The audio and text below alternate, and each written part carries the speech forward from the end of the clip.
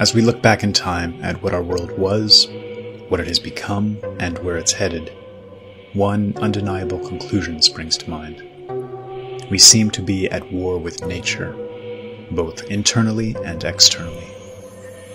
The fad of relativism, so aggressively propped up by academia, tells us that all is subjective, all is artificial construct and man-made label. There's essentially nothing real and true. Any opinion of how to live and be is as valid and potentially healthy as the next. However, the natural world, in its quiet, eternal wisdom, sits patiently as a powerful rebuke to this pretentiously deceptive wordplay. A template of such masterful complexity, operating in perfect balance and harmony, self-propagating, self-refining and improving, always adapting and creating, an echo and reflection of its creator, a shadow of God, insofar as we're able to grasp and understand it. When searching for cues on how to be, on how to best navigate the world around us, there is no better blueprint. And what does nature tell us? It speaks of the importance of order and organization, structure, of immutable laws that govern everything in the universe, from the macro to the micro. A glance at the animal kingdom and those creatures most like us shows us the importance of well-constituted, merit-based hierarchies. Also, the immense importance of hormones and the fundamental role of estrogen and testosterone in helping shape these hierarchies, as well as determining fitness in mate selection. Finally, nature informs us that creation is the ultimate goal. Self-propagation, recreating ourselves into new and slightly different forms. Any species that turns its back on this universal law commits suicide by so doing, and thereby proves itself unworthy of continued existence. Our age is being indoctrinated into denying this aspect of our true nature, and the outright war being waged on the masculine and feminine is one of the best examples of this.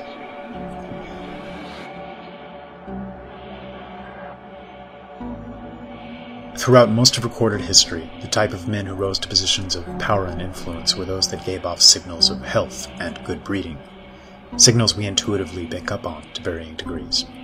A good posture, confident and noble bearing, a calmness and steadiness of character and action, men who could lead an army on a battlefield, throw a spear or javelin, or engage in hand-to-hand combat just as easily as they could converse with the greatest minds of their day.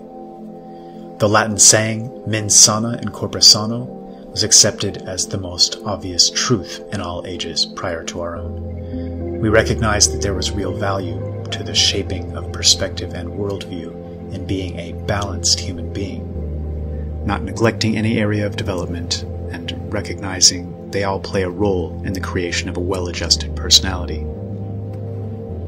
Feminine grace and beauty were considered innate gifts granted from on high, and chastity as something sacred and valuable. For the most powerful examples of this archetype, men were more than willing to fight and die. Such women were the muse underlying many of the greatest expeditions, works of art, acts of bravery, and self-sacrifice. Men viewed this mysterious feminine nature with great awe and respect. It was a single woman, Helen of Troy, that stands as the principal figure and cause of what may be the most formative single event in Western history, the fall of Troy, an event that has shaped our psyche in profound ways extending up to the present day. Instead of recognizing the unique value and strengths of these two energies and respecting their interplay as one of the foremost energy-producing dynamics underlying all of nature, we've witnessed them being caricatured, mocked and demeaned, and finally denied entirely. Instead of embracing them as complementary forces in a symbiotic relationship, helping to infuse the world with a positive tension, a spirit, energy, we're being taught to view them as adversarial, as if we were engaged in some petty us versus them struggle. what was formerly a reciprocal dance has now become a pitched battle. This is heartbreaking to watch. We have feminist movements in which a significant percentage of adherents believe men to be the foremost problem, preventing a better world from taking shape. We have movements like MGTOW, which essentially see women as the foremost problem. For those forces seeking to use divide and conquer tactics to further their own ends, the toxic atmosphere created between males and females in our age certainly ranks amongst their greatest successes. Divided into warring camps, the positive tension becomes negative tension, and the harmony is destroyed and replaced with chaos and dissipated energy. In concert with the directing of these natural energies against one another, we're witnessing a push to destroy them entirely. Whether by coincidence or design, the past few decades witnessed the most extreme changes in hormonal balance in human history. In a very real sense, men are no longer men, women no longer women.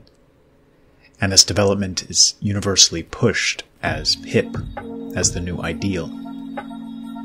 No more proton and electron, yin and yang, black and white, but rather endless variations of tired gray. Deep down, on an intuitive and primal level, we know something is very wrong. Divorce rates skyrocket, poll after poll indicate we're less happy and secure in relationships. Sex and relationships in general become less meaningful as we free fall from the sacred to the profane, with confusion acting as our gravity. When all becomes relative, all becomes chaos and uncertainty, meaningless and unimportant. And once again, all of this is contagious. We now exist in a world so deeply interconnected that one individual's sickness has a butterfly effect rippling out to infect the entire organism. We're all pulled down into the collective muck to varying degrees. This is a very new sickness. At no other point in our history as a species have we fallen so far from a natural view of the world and our place within it. So how did this happen? And how do we turn the tide? As with so many of the unnatural recent changes in culture and worldview, much of this can be traced back to the Frankfurt School and a certain brand of intellectualism that managed to worm its way into academia, establish an initial foothold, and proceed to monopolize it by exclusively promoting like minds through the ranks over the span of decades. The goal of these men was to completely destroy the very foundations of thousands of years of Indo-European civilization. They seemed to care little about what was created in its place, if anything. The main focus seemed to be destruction. Pull back for a moment and contemplate the enormity of this. Thousands of years of an unbroken chain of building upon the foundations of our ancestors, attempting to retain what worked best and discard all that didn't through countless tweaks and refinements over generations, created a culture, a moral and ethical structure and traditions, which helped us live more ordered, structured, happy, healthy, and efficient lives. The goal of these self-proclaimed intellectuals was to lay waste to all of this, as quickly and completely as humanly possible. This is no exaggeration or mischaracterization. This was the stated aim of their philosophy, if one can even call it that. Assuming you're lucky enough to have been well raised and provided with a healthy start in life by loving and caring parents, you may be asking yourself, why? What would the impulse be to engage in such behavior? This is the instinctive reaction of every well-constituted soul, incapable of recognizing how those at the polar opposite end of the spectrum of psychological health think and operate. In my view, there are two potential answers here. The first is that this destruction is willful, purposeful, with some enterprising, parasitic souls recognizing that the only way to dominate and control nations, perhaps even the world at large, is to destroy their roots and foundations, sever everything that makes them strong, confident, allows them to plant their feet and feel secure. To create a breed of mindless, consumerist cogs in a machine, one would need to destroy their love and respect for their own fundamental nature, and cause them to embrace the unnatural as modern, as progress. The other option is that this destruction wasn't willful or purposeful, but rather a collection of parasitic souls living out their own archetype. Picture a lost and unhealthy drug addict, consumed with self-loathing, pushing one of his few remaining friends to try his drug of choice.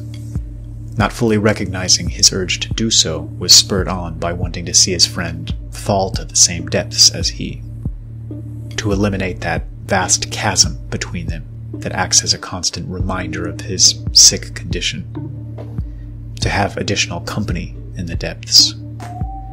Now picture this happening on a macro level. Regardless of the why, the how is a bit easier to definitively trace with some clarity. For decades, we've been confronted with only the most negative portrayals of masculinity and femininity. Instead of highlighting the courage, that sense of loyalty and honor in those countless generations of men who proved willing to fight and die for their nations and ideals, or the stoic self-sacrifice of a husband and father working his hands to the bone to provide a better life for his children than his own parents were able to provide for him, were instead presented with an image of masculinity as the root of unjust treatment of the weak at the hands of the strong, or the sneering and hateful demeaning of women, the hollering at a TV screen during football season with beer in hand. We've lost the conception of the elegant and graceful feminine, the intuitive empath that selflessly acts as the glue binding the family together, the imperturbable rock helping to make both husband and family into better and stronger people.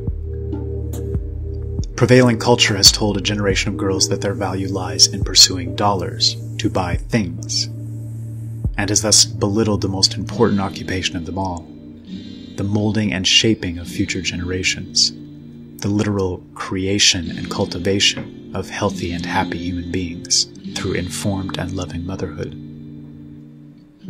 In the world of entertainment that so helps shape our conception of reality, we've lost our Marlon Brando, Mel Gibson, and Clint Eastwood archetypes, and had them replaced first with Archie Bunker and Al Bundy, then Homer Simpson and Peter Griffin, and then whatever this is.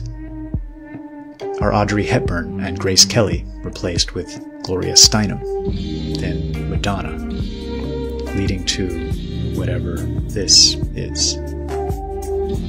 Put simply, we created artificial societal frameworks within which we're forced to act contrary to our natures as human beings, or suffer the myriad of consequences that spring from being out of touch with the times. We allowed our cultural stream to be hijacked and rerouted, and now look on helplessly as it swiftly carries us in a very dangerous direction. To any subscribers to the MGTOW ideology that may be listening, I fully understand and sympathize with your exasperation. Women in the Western world are the foremost targets of this cultural Marxist poison, and it shows more and more with each passing year. We live in challenging times. The question is, how do we handle this challenge? Do we raise the white flag, give up on our women, and act as if every last one of them is unsalvageable, keeping them at arm's length and treating them with detached coldness or disdain? Or do we do all we can to rise to the challenge and right the ship, to seek out the exceptions to the rule in an individual context, and then strive to live in a manner that displays the merits of a healthier worldview? If nature is our ultimate guide, how could one possibly deny the importance of finding an ideal mate and thereby seeking to create new life? To females exasperated by man-children and the phenomenon of soy-swilling new males, so celebrated by our controlled media and entertainment industries, again, resist the urge to believe there aren't hundreds of thousands of exceptions to this modern rule.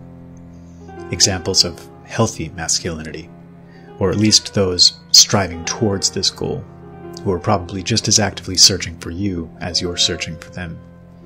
Nobody is perfect, and we've all been ingesting the same poisons to various degrees, so patience is a virtue here. Ideally, we'd learn to help guide one another back out of this chaotic labyrinth we've stumbled into, and back towards the direction of adopting healthy masculine and feminine archetypes, not only for one another's sake, but as examples for future generations. And this brings me to my final point, one that may be controversial and cause anger in certain circles, but I can assure you doesn't come from a place of hatred or ill will. Quite the opposite. In the collective rush to embrace this new fad that we're told marks us out as good people, as tolerant, progressive, hip, modern, it seems we've given little thought to how such attitudes are affecting children. A lack of discussions on the ramifications of raising a child in a home without a healthy male and a healthy female influence, and how this might affect their mental development. I'd encourage everyone to ask themselves this question. When it comes to my own child's well-being, do I trust the example put forth by nature and the ideas subscribed to throughout the entirety of human history up until a few decades ago? Or the ideas of a small handful of men who call themselves intellectuals, whose goals, according to their own words, are to destroy order, structure, culture, and tradition? It's one thing to experiment with our own lives. It's a very different thing entirely to gamble with the mental health and well-being of future generations. And I can't shake the notion that such a gamble borders on child abuse in many cases. At present, things may be far from ideal, and among that subset of the population dragged further downward with the passage of time, by those manipulative Pied Pipers that call the tune of popular culture, things are getting far worse. At the same time, there's more reason than ever to feel optimism. As a reaction to this increase in degenerative chaos, millions are embracing their roots and traditions, and learning once again to prize the wisdom of those that came before us. A wisdom I happen to believe stretches back to the highest wisdom of all. I'm confident there's a new dawn on the horizon, as our clarity improves and we're increasingly able to recognize and expunge the poison in our system. As we learn to become genuine men and women again, to recognize and respect that masculine and feminine nature within us, I look forward to the day in which we put down our weapons and cease to battle, and in its stead, once again resume that eternal, life-affirming dance.